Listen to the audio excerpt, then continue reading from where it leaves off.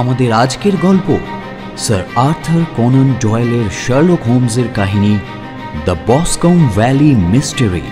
গল্প পাঠে এবং ডক্টর ওয়াটসনের চরিত্রে অভিক, মিসেস ওয়াটসনের ভূমিকায় অনুকৃতি, লেস্ট্রেডের চরিত্রে দীপক, জেমসের ভূমিকায় অপূর্ব, মিস টার্নারের ভূমিকায় মৌ, মালির মেয়ের ভূমিকায় রীতি, মিস্টার টার্নার এবং শার্লক হোমসের চরিত্রে সায়ন। বাংলা অনুবাদ ও রেডিও রূপান্তর তৃণাঙ্কুর। Promotional partner quickfindout.com। সমগ্র পরিচালনা এবং ধ্বনি পরিকল্পনা সায়ন। শুনছেন স্যার আর্থার কোনান ডয়েলের শার্লক হোমসের কাহিনী দ্য বসকম ভ্যালি মিস্টেরি। বিধিসম্মত সতর্কীকরণ। গল্পসূত্রে ধূমপান, মদ্যপান এবং ড্রাগ সেবনের প্রসঙ্গ এসেছে। ধূমপান, মদ্যপান, ড্রাগ সেবন স্বাস্থ্যের পক্ষে ক্ষতিকারক। Statutory warning: consumption of drugs, smoking and drinking are injurious to health. সকালবেলা স্ত্রীর সাথে ব্রেকফাস্ট করছি, ঠিক সেই সময় একটি টেলিগ্রাম এলো। শার্লকের টেলিগ্রাম।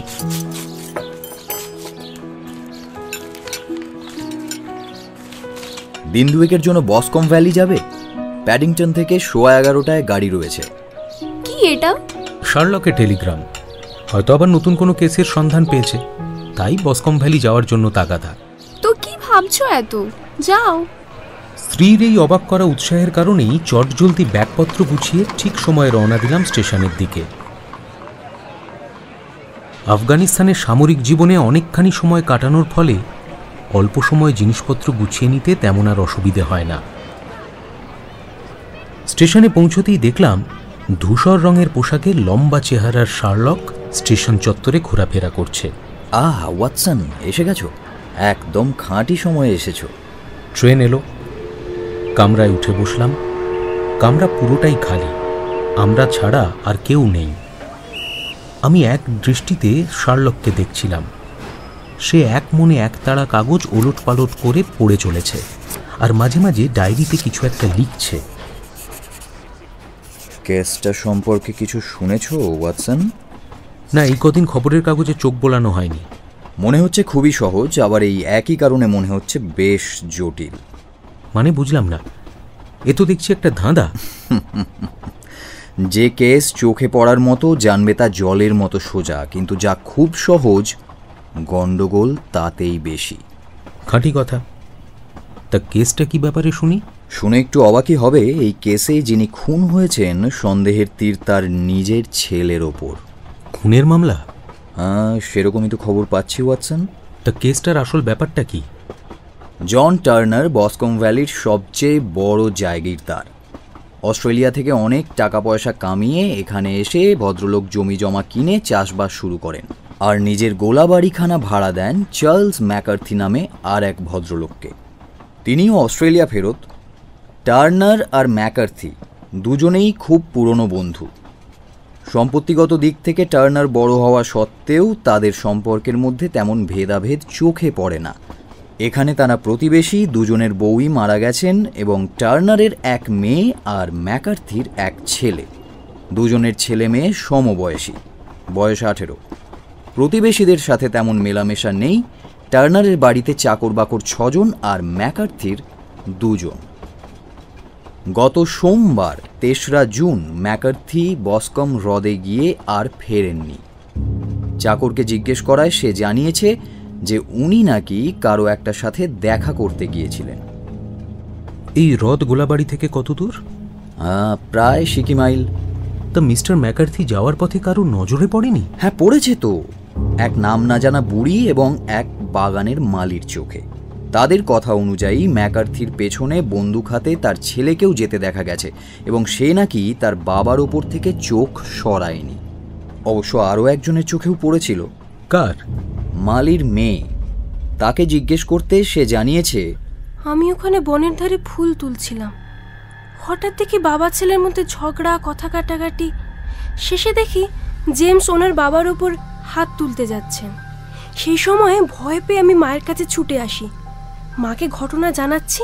ঠিক সেই সময় দেখি জেমস এসে দাঁড়িয়েছেন পেছনে, চোখে মুখে ভয়, গ্লাভসে রক্তের দাগ, মাথায় টুপিও ছিল না, বগলে যে বন্দুক ছিল সেটাও ছিল না। উনি বললেন, ওখানে কে যেন বাবাকে মেরে দিয়েছে, বাবা পড়ে আছেন ওখানে। ওনার কথা অনুযায়ী ওখানে গিয়ে দেখি মিস্টার ম্যাকার্থি পড়ে আছেন, বুকের ওপর ভর করে। দেখে মনে হচ্ছে কে যেন ভোঁতা কোনো বস্তু দিয়ে বারবার মুখে আঘাত করেছে, ঠিক যেমন জেমসের ওই বন্দুকের বাটের আঘাত। স্বাভাবিকভাবেই পরিস্থিতির বিচারে গ্রেপ্তার করা হলো জেমসকে। এরকম অবস্থায় দাঁড়িয়ে এটাই বলতে হয় যে জেমসই খুনি। আবার নাও হতে পারে ওয়াটসন। শুধু পরিস্থিতির ওপর বিচার করে তাকেই দোষী বললে ব্যাপারটা অবিচার হবে। পুরো ব্যাপারটার তদন্তে রয়েছেন স্কটল্যান্ড ইয়ার্ডের লেস্ট্রেড। মিস্টার টার্নারের মেয়ে তাকে দিয়েই তদন্ত করাচ্ছে। হালে পানি পেলে হয়, শেষ পর্যন্ত না তোমাকে তোমার সুনাম খোয়াতে হয়। এ কেস তো একেবারে জলের মতো পরিষ্কার। পরিষ্কার জিনিসও অনেক সময় চোখে পড়ে না মাই ডিয়ার ওয়াটসন। হয়তো আমার চোখে এমন কিছু পড়তে পারে যা লেস্ট্রেডের চোখে পড়েনি, ঠিক যেমন তোমার শোয়ার ঘরের জানালাটা ডান দিকে, হয়তো সেটা লেস্ট্রেডের চোখে সহজে পড়বে না। কথাটা বলার পরেই শার্লক একবার তীক্ষ্ণভাবে আমার দিকে তাকালো। তুমি কি করে জানলে? মিলিটারিতে থাকার ফলে পরিষ্কার থাকা তোমার স্বভাব আছে। রোজ দাড়ি কামাও, আর এখন যা মাস চলছে রোদে দাঁড়িয়ে কামাও। কিন্তু খেয়াল করে দেখলাম তোমার দাড়ি তেমনভাবে কামানো হয়নি। তার মানে তো এটাই দাঁড়ায় ওয়াটসন, যে জানালায় দাঁড়িয়ে তুমি দাড়ি কামাও সেখানে সকালে তেমন রোদ এসে পৌঁছচ্ছে না আজকাল। খুঁটিয়ে দেখলে সব কিছুরই একটা অন্য দিক খুঁজে পাওয়া যায়। এই কেসেরও এইরকম একটা অন্য দিক আছে বলে আমার দৃঢ় বিশ্বাস। আমি একটা অদ্ভুত দৃষ্টিতে হোমসের দিকে তাকিয়ে থাকলাম। পরক্ষণেই জিজ্ঞেস করলাম, কিরকম? জেমসকে গ্রেপ্তার করা হয়েছে গোলাবাড়ি ফিরে আসার পর, ঘটনাস্থলে কিন্তু নয়। গ্রেপ্তারের সময় সে বলেছে, আমি জানতাম আমাকে গ্রেপ্তার করা হবে, কিন্তু আমি খুন করিনি, আমি নির্দোষ। ওর ওই রকম আচরণই স্পষ্ট খুনটা ওই করেছে, আর খুব ঠান্ডা মাথাতেই কাজটা করেছে। মোটেই না, এখানেই আমার সন্দেহ চলে গেছে ওর ওপর থেকে। কারণ একটা জিনিস কি জানো ওয়াটসন, পাগলকে পাগল বললে সে রেগেই যায়, কিন্তু গ্রেপ্তার করার সময় জেমস একবারও টেম্পার লুজ করেনি। বাবার সাথে ছেলের কথা কাটাকাটি হওয়ার কিছুক্ষণ পরেই বাবা মারা যাচ্ছে। এটা স্বাভাবিক ব্যাপার যে খুব সহজেই সন্দেহ ছেলের ওপরেই পড়বে।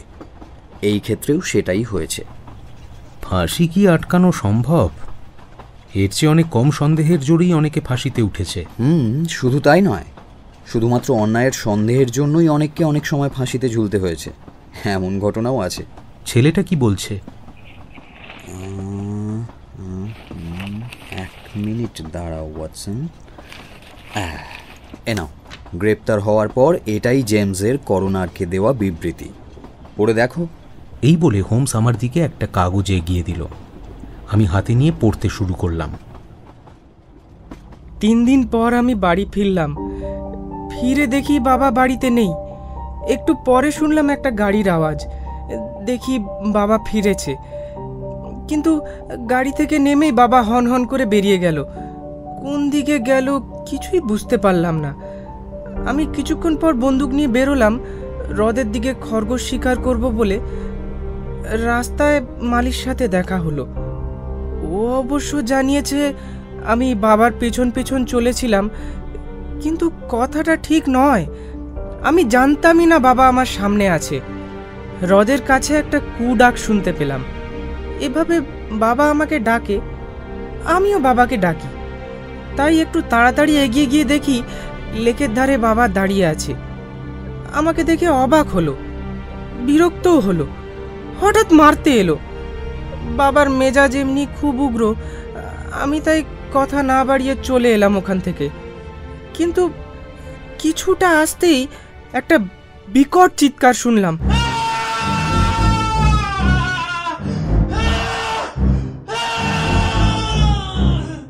পেছনে ছুটে গিয়ে দেখি বাবা সাংঘাতিক জখম অবস্থায় পড়ে রয়েছে। ওখানে ওনার মাথা কেউ থেতলে দিয়েছে। বন্দুকটা ছুঁড়ে ফেলে বাবাকে জড়িয়ে ধরতেই বাবা মারা গেল। কাছেই বাড়িটা ছিল মিস্টার টার্নারের। কিছুক্ষণ পর সেখানে গিয়ে সব বললাম।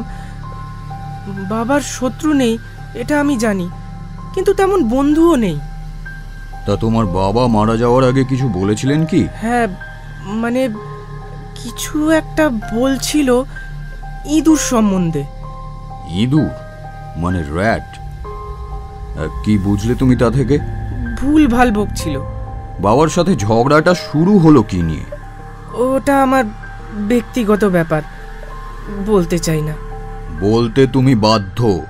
খুনের কেসের আসামি তুমি। এটার সাথে বাবার মৃত্যুর কোনো সম্পর্ক নেই।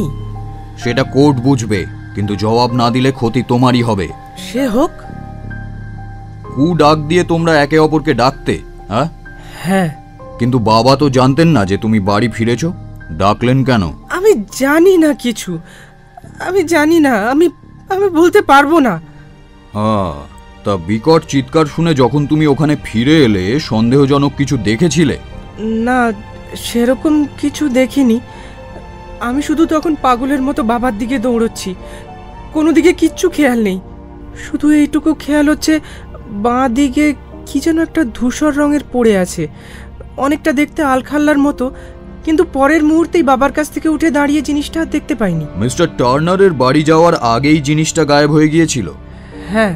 জিনিসটা ঠিক কি বলে তোমার মনে হয়েছিল? কাপড়ের মতো কিছু একটা ছিল। ডেড বডি থেকে কতটা দূরে পড়েছিল?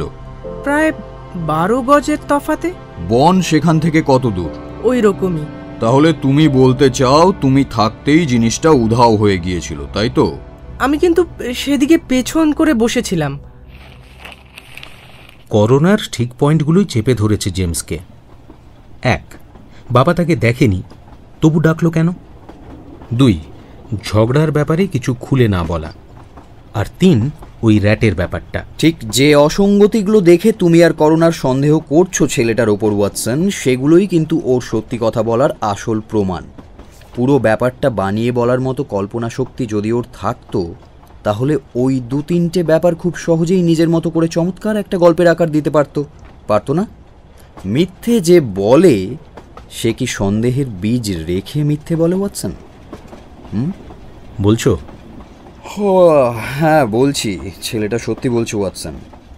যাকে এখন আর এ নিয়ে কোনো কথা নয়। উইদিন 20 মিনিটস সুইডেন পৌঁছবো, ওখানে পৌঁছে লাঞ্চ খাবো।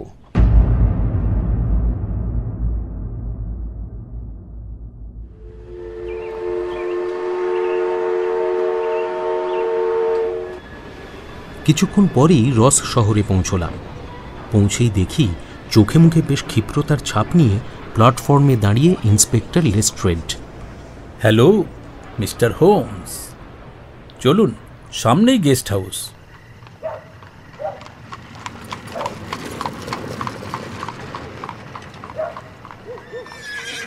প্রথমেই গেস্ট হাউসে এসে বসলাম। ঘর দুয়ার ঠিক করাই ছিল। কিছুক্ষণ পরেই চা নিয়ে এলো এক ছোকরা।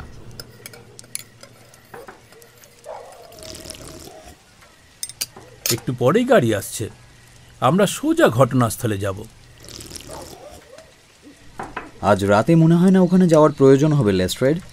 তা কাগজ পড়ে কেসের সমাধান করে ফেললেন। খুবই সোজা কেস, কিন্তু মেয়েটা নাছোড় বান্দা। মিস্টার হোমসের সাথে কথা না বলা অবধি রেহাই দিচ্ছে না। কথাটা বলেই আমার দিকে তাকালেন আর আঙুল দেখিয়ে একটা গাড়ির দিকে ইঙ্গিত করে বললেন, এই তো এসে গেছে। একটা গাড়ি এসে দাঁড়ালো। বেশ অস্থির হয়ে ঢুকলো একটি মেয়ে, দেখতে বেশ সুন্দর। শার্লক আর আমার দিকে দুবার তাকিয়ে ঠিক চিনে নিল শার্লককে। মিস্টার হোমস, খুব আনন্দ হচ্ছে আপনাকে দেখে। জেমস নির্দোষ, ও কিচ্ছু করতে পারে না। খুব ছোট্ট বয়স থেকে আমি ওকে চিনি। ও খুন করতেই পারে না। আপনি বিশ্বাস করে তদন্ত শুরু করুন। নিশ্চয়ই করব মিস টার্নার, আর জেমস যে নির্দোষ সেটাও প্রমাণ করব। আচ্ছা, ওর জবানবন্দি পড়ে কি আপনার একবারও মনে হয়নি ও নির্দোষ? সেই ভরসাতেই তো তদন্তে নেমেছি মিস টার্নার। আপনাকে বলেছিলাম তো মিস্টার লেস্ট্রেড। মিস্টার হোমস একটু তাড়াতাড়ি সিদ্ধান্তে পৌঁছে যাচ্ছেন। কিন্তু হক কথা বলছেন। জেমস নির্দোষ। ওর বাবার সাথে ঝগড়ার কারণটা কেন বলেনি জানেন? ওর মধ্যে আমিও জড়িয়ে রয়েছি বলে। শার্লক হালকা চমকে গিয়ে জিজ্ঞেস করলো, ও আই সি, কিরকম? জেমসের বাবা চান ওর বিয়ে আমার সাথে হোক, কিন্তু আমি আর জেমস চিরকাল পরস্পরকে ভাই বোনের মতোই দেখে এসেছি। জেমস আর তার বাবার মাঝে এই নিয়ে প্রায়ই ঝগড়াঝাটি হতো। আপনার বাবার মত ছিল? বাবাও রাজি নন।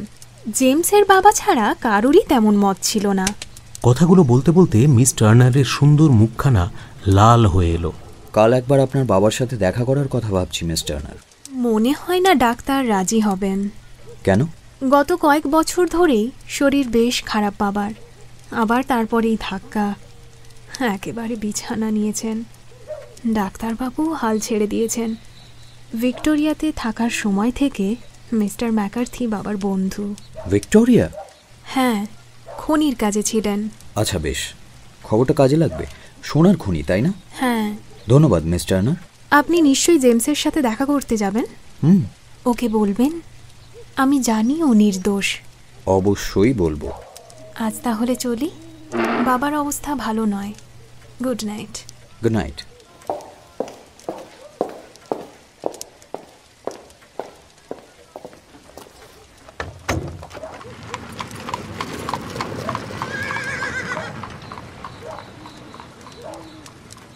কাজটা ভালো করলেন না মিস্টার হোমস। মেয়েটাকে বেকার আশা দিলেন আপনি। লেস্ট্রেড, জেমসকে আমি নির্দোষ প্রমাণ করতে পারবো সে বিশ্বাস আমার আছে। আচ্ছা, জেলখানায় গিয়ে জেমসের সাথে দেখা করার অনুমতি পাবো কি? হ্যাঁ, শুধু আপনি আর আমি পাবো। তাহলে চলো বেরিয়ে পড়া যাক। ট্রেন পাওয়া যাবে? পাবেন। ওয়াটসন? হ্যাঁ বলো। ঘন্টা দুয়েক এখানেই অপেক্ষা করো, আমি ফিরে আসছি। এই 2 ঘন্টা কিছুতেই কাটতে চাইল না। এদিক ওদিক ঘুরে চটকদার উপন্যাস পড়বার চেষ্টা করে সব কিছুই করে দেখলাম অস্থিরতা কিছুতেই কাটে না। মনে মনেই কেসটার ব্যাপারে চর্চা করতে লাগলাম। আচ্ছা, যদি শার্লক ঠিক বলে ছেলেটা খুন করেনি, তাহলে তার বাবার কাছ থেকে চলে আসার সময় থেকে চিৎকার শুনে বাবার কাছে ফিরে যাওয়ার মধ্যেই কি কিছু একটা ঘটেছিল?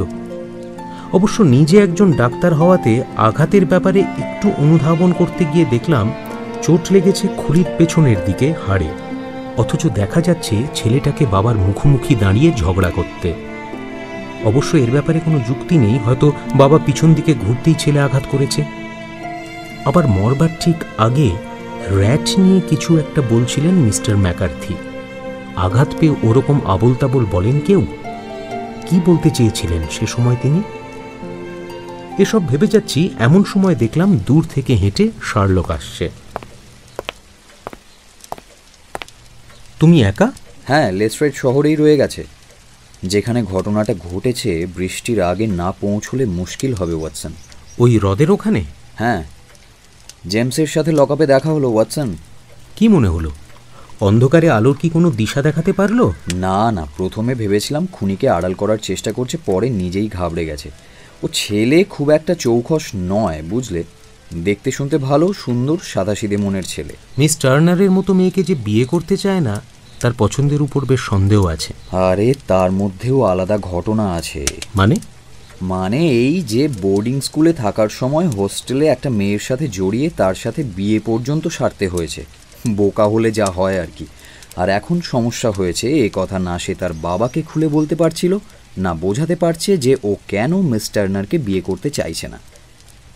ভেতরে ভেতরে নিজেই দগ্ধে মরছিল। জেমস যদি খুনটা না করে থাকে, তাহলে করেছেটা কে? দুটো ব্যাপার মনোযোগ দিয়ে ভাবো।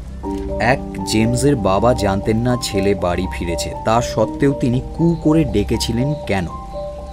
2, লেকের পাড়ে যার সঙ্গে দেখা করতে গিয়েছিলেন, সে যেই হোক না কেন, জেমস না। ছাড়ো, বাদ দাও, আজ আর এই ব্যাপারে আলোচনা নয়। ঘুমোলাম। Good night.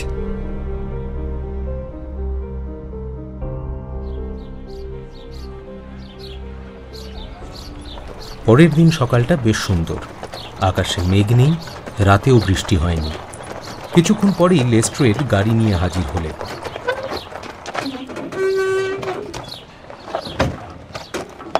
মিস্টার হোমস, চলুন তাহলে। হ্যাঁ চলো। যেতে যেতে অনেক কথা হচ্ছে। লেস্ট্রেড বলে উঠল, মিস্টার টার্নার আর বাঁচবেন কিনা সন্দেহ। বয়স কত না? হবে ওই 60 মতো।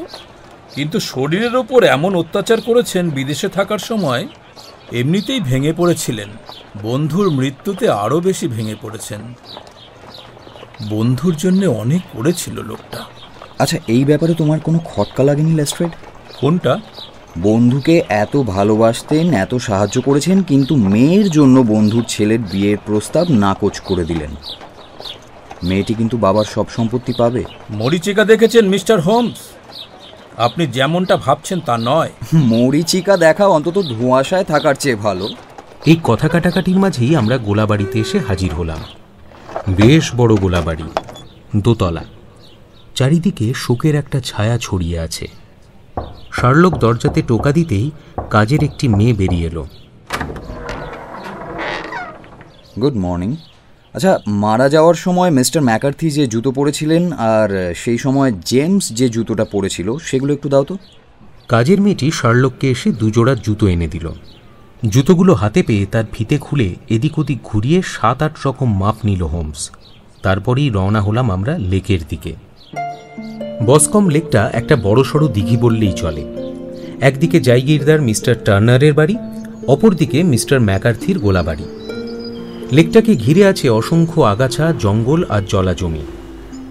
শার্লক শিকারী কুকুরের মতো চারিদিকে দৌড়োদৌড়ি আরম্ভ করেছে। অনেক কিছুই দেখতে পাচ্ছে। ঘাস জমির উপর বিস্তর পায়ের দাগ। বরাবরই দেখেছি সন্ধানে নামলে ও যেন শিকারী কুকুরের মতো হন্যে হয়ে ওঠে। হঠাৎ লেস্ট্রেডের সামনে এসে জিজ্ঞেস করলো, তুমি এখানে কি করতে এসেছিলে লেস্ট্রেড? না, দেখছিলাম যদি হাতিয়ারটা পাওয়া যায়। উদ্ধার করেছো। পায়ের ছাপগুলোর একেবারে 12টা বাজিয়ে দিয়েছো নিজের পায়ের চাপে। সারা জায়গা ভরিয়ে দিয়েছো। এর চাইতে একপাল মোশেলেও বুঝি এরকম হতো না। এই যে এই জুতোর দাগ তোমার তো? হ্যাঁ, মানে আর এইগুলো এই বনের রক্ষক মশাই দলবল নিয়ে নিজের ডিউটি করে গেছেন ডেড বডির চারিধারে। 6 থেকে 8 ফুট পর্যন্ত জায়গায় যত ছাপ ছিল সব মারিয়ে দফা রফা করে গেছেন। হঠাৎ একটা জায়গায় নিচু হয়ে বসলো শার্লক।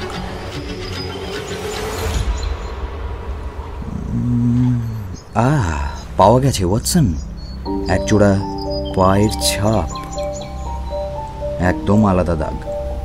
কথা বলতে বলতে হঠাৎ ভিজে মাটিতে বর্ষাতি বিছিয়ে উপুড় হয়ে শুয়ে পড়ল শার্লক। এই হলো গিয়ে ছেলেটার বুটের দাগ। 2 বার যাতায়াত করেছে, তারপর টেনে দৌড়েছে বলেই গোড়ালির চাপ প্রায় ওঠেনি। চেটোর ওপরেই ভর পড়েছে বেশি। তার মানে ছেলেটা সত্যি কথাই বলছে। আমি এক নজরে দেখে যাচ্ছি শার্লককে। নিজের সাথেই কিছুক্ষণ কথা বলে যাচ্ছিল শার্লক। এটা আবার কি? বুটের মালিক একবার এলো, আবার গেল, আবার এসেছে দেখছি। ও হ্যাঁ, আলখাল্লাটা নিতে এসেছিল। দেখা যাক। চেনা গন্ধ পেয়ে ব্লাড হাউন্ড যেভাবে নাক নামিয়ে দৌড়োয়, ঠিক সেইভাবেই দৌড়চ্ছিল শার্লক। পেছন পেছন আমরাও দৌড়তে লাগলাম। এসে পৌঁছলাম বনের ধারে। কিছু দূর গিয়ে শুকনো পাতা সরিয়ে কিছুটা ধুলো হাসি মুখে খামের মধ্যে তুলে নিল সে। বেশ ইন্টারেস্টিং মামলা। ডান হাতের বাড়িটা নিশ্চয়ই মিস্টার টার্নারের। আচ্ছা, তোমরা এগোও, আমি আসছি। মিস্টার টার্নারের সাথে একবার দেখা করে যাব। একটা চিঠি লিখে আসতে হবে। এই বলে শার্লক চলল মিস্টার টার্নারের বাড়ির দিকে। মিনিট 10 পর শার্লক এলো। হাতে শ্যাওলা পড়ে থাকা একটি পাথর দেখলাম।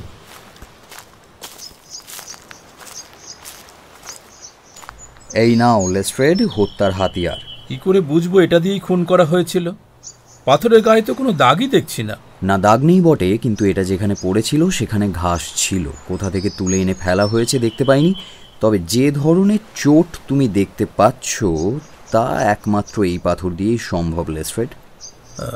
আচ্ছা, খুনটা করেছে কে? সে বেশ লম্বা, বাঁহাতি, ডান পাটা একটু টেনে চলে, পুরুষ হোলের হান্টিং বুট পরে, গায়ে ধূসর আলখাল্লা, পাইপে ভারতীয় চুরুট লাগিয়ে খায় এবং পকেটে ভোঁতা পেন্সিল কাটা ছুরি নিয়ে ঘোরে। এতেই হবে তোমার, না আরও কিছু লাগবে? আদালতে বয়ান গ্রাহ্য হবে না। কল্পনা দিয়ে আমাদের কারবার চলে না। তাহলে তুমি তোমার মতো করে তদন্ত করো, আমি আমার পদ্ধতি চালাই। সন্ধ্যের পর লন্ডন ফিরবো ভাবছি ওয়াটসন। সে কি, তদন্ত শেষ না করেই? আরে না, শেষ করেই যাব। সমাধান? সে তো হয়ে গেছে লেস্ট্রেড। খুনিকে? যার বর্ণনা দিলাম সেই খুনি। নাম কি তার? খুঁজলেই পেয়ে যাবে, খুব একটা লোকের বসবাস নেই এ তল্লাটে। ধুর মশাই, খোঁড়া বাঁহাতির সন্ধানে বেরোলে লোক হাসাহাসি করবে। সূত্র দিয়ে গেলাম লেস্ট্রেড, আমার কর্তব্য এখানে শেষ। Good bye. হালকা একটা ব্যঙ্গাত্মক হাসি দিয়ে বিদায় জানালো লেস্ট্রেড।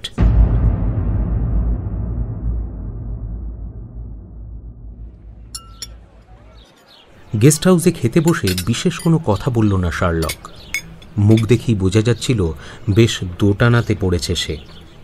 খেয়ে উঠে একটা চুরুট ধরাতে ধরাতে বলল, ওয়াটসন, বলো।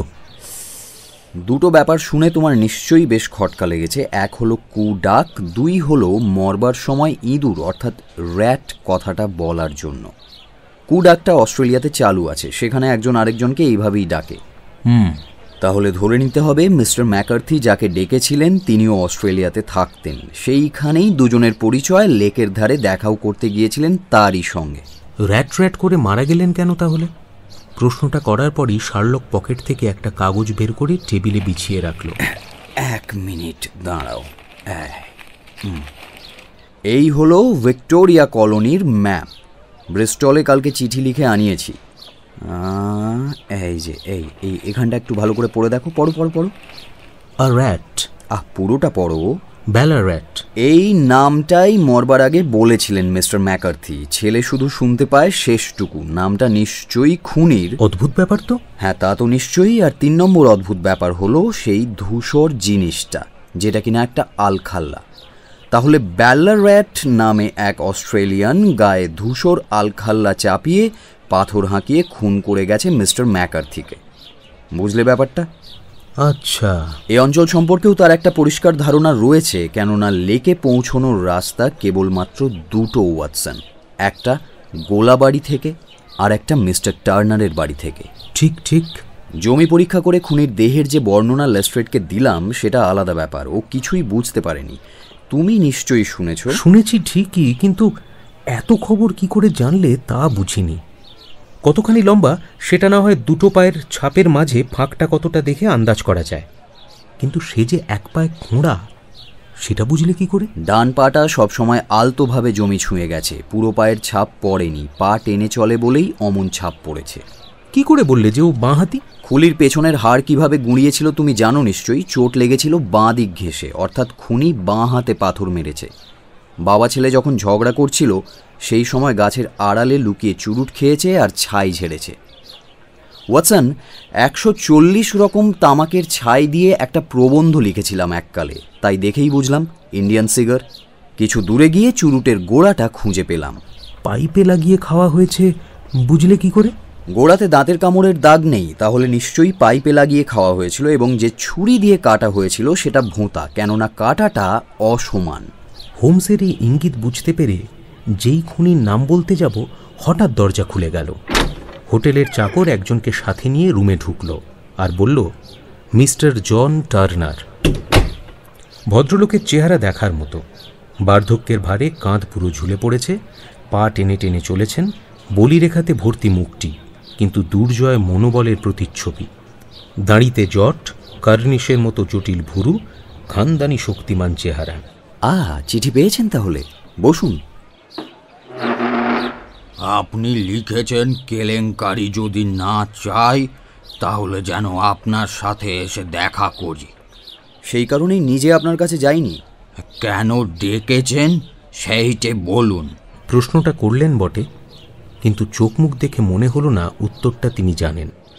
দেখুন মিস্টার টার্নার, ম্যাকার্থি মার্ডার কেসের পুরো ব্যাপারটাই আমার জানা। শার্লকের কথা শুনে দুহাতে মুখ ঢাকলেন ভদ্রলোক। তারপর বললেন, কিন্তু জেমসের কোনো ক্ষতি আমি হতে দেব না। যদি দেখি বিনা পাপে ওর শাস্তি হচ্ছে, সব দোষ আমি কবুল করে নেব। কথা দিলাম mister Holmes. Happy to hear that. এতদিন কবুল করিনি মেয়েটার কথা ভেবে।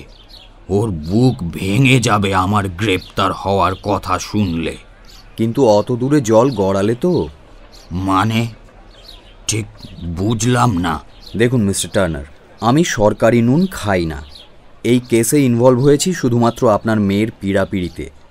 আপনার মেয়ের মতো আমিও চাই জেমসের গায়ে যেন আঁচটুকু না আসে, ব্যাস। কথাগুলো শুনে খানিকটা আশ্বস্ত হলেন মিস্টার টার্নার। দেখুন মিস্টার হোমস, ডায়াবেটিস রোগে আমার জীবন শেষ হয়ে এসেছে, হয়তো বড়জোর আর 1-1.5 মাস। মৃত্যুটা বাড়িতেই হোক, এইটাই আমি চাই, জেলে না। ব্যাগ থেকে একটা ডায়েরি আর পেন বের করে শার্লক মিস্টার টার্নারকে ঘটনার বিবৃতি দিতে বলল।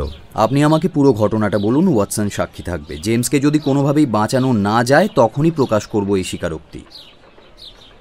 ওই ম্যাকার্থি শয়তানটাকে আপনারা কেউ চেনেন না। গত 20 বছর ধরে সে আমার জীবন বিষিয়ে তুলেছে মিস্টার হোমস। ও তাই নাকি? 60-এর দশকের গোড়ার দিকের কথা। আমরা ডাকাতি করতাম, রক্ত তখন গরম। অসৎ সংসর্গে এসে ছিনতাই করেছি, চলন্ত গাড়ি থামিয়ে লুটও করেছি।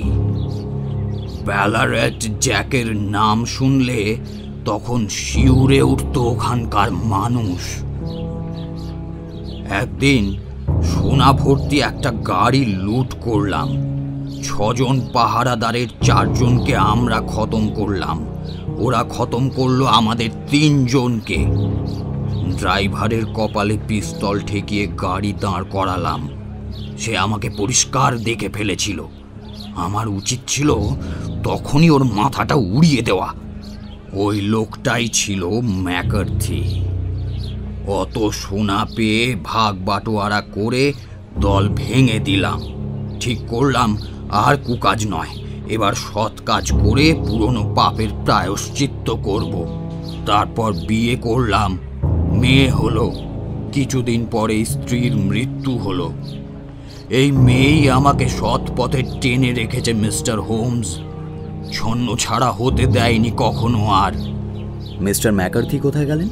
কোথায় গেছিল, কি করছিল কিচ্ছু জানি না, কিন্তু হঠাৎ একদিন রাস্তায় দেখা হলো পাষণ্ডটার সাথে।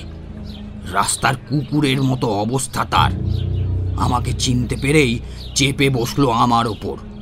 সম্পত্তির অংশীদারি চাইল, নইলে পুলিশকে সব জানিয়ে দেবে বলল। একে একে সব ভালো জমি বিনা ভাড়াতে নিয়ে নিল জানেন।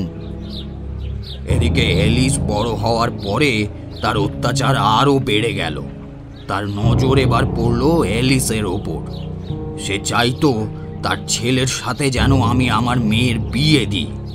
জেমসকে আমার মন্দ লাগতো না, কিন্তু যতই হোক রক্ত তো ওরই, আর ওর ওই নোংরা রক্ত আমার রক্তের সঙ্গে মিশবে তা আমি কখনোই মেনে নিতে পারতাম না মিস্টার হোমস। তাই একদিন ঠিক করলাম বোঝাপড়া করা দরকার। লেকের ধারে দেখা করার ব্যবস্থা করলাম। ওখানে গিয়ে দেখি ছেলের সঙ্গে তর্ক চলছে ম্যাকার্থির। ও ছেলেকে বোঝাচ্ছে আমার মেয়েকে বিয়ে করার জন্য, এমনভাবে বোঝাচ্ছে জেমসকে যেন আমার মেয়ে একটা বাজারের মেয়ে। এসব শুনে আর সহ্য করতে না পেরে মাথায় আগুন জ্বলে উঠল। ঠিক করলাম আর না, ওকে খতমই করে দেবো এবার। তাই ওকে খুন করলাম মাথায় পাথর মেরে। মরণ চিৎকার শুনে জেমস এসে পড়ার আগেই পালিয়ে গেলাম আমি, কিন্তু আবার ফিরে আসতে হলো। আলকাল্লাটা ফেলে গিয়েছিলাম, সেটা নিতে আসতে হলো। কথাগুলো বলার পর একটা দীর্ঘশ্বাস ফেললেন মিস্টার টার্নার। চোখের কোণে জল। এখানে আমি সব লিখে নিয়েছি, আপনি শুধু একটা সই করে দিন। নিন। শার্লক মিস্টার টার্নারকে দিয়ে একটা সই করিয়ে নিল। আপনার বিচারের আয়োজন হচ্ছে ওপরের বড় আদালতে। এই আদালতে তাই স্বীকারোক্তি পেশ করব না, কিন্তু যদি দেখি জেমসকে বাঁচানো সম্ভব হচ্ছে না, তখনই আমি এই স্বীকারোক্তি কাজে লাগাবো। ততদিন এ লেখা আমার কাছেই থাকবে। Any problem? অজস্র ধন্যবাদ আপনাকে মিস্টার হোমস। এবার শান্তিতে মরতে পারবো। আজ উঠি, গুড বাই। কথাগুলো বলতে বলতে পা টেনে টেনে চললেন বিশাল চেহারার বৃদ্ধ টার্নার। পরে আর এই স্বীকারোক্তি পেশ করার দরকার হয়নি। অন্যান্য প্রমাণের জোরেই জেমসকে ছাড়িয়ে এনেছিল শার্লক। মিস্টার টার্নার আর নেই, মারা গেছেন। আশা করি মিস টার্নারকে নিয়ে সুখেই ঘর করছে জেমস। ওরা আজও জানে না কোন খারাপ সময়ের ছায়া পড়েছিল তাদের উপর।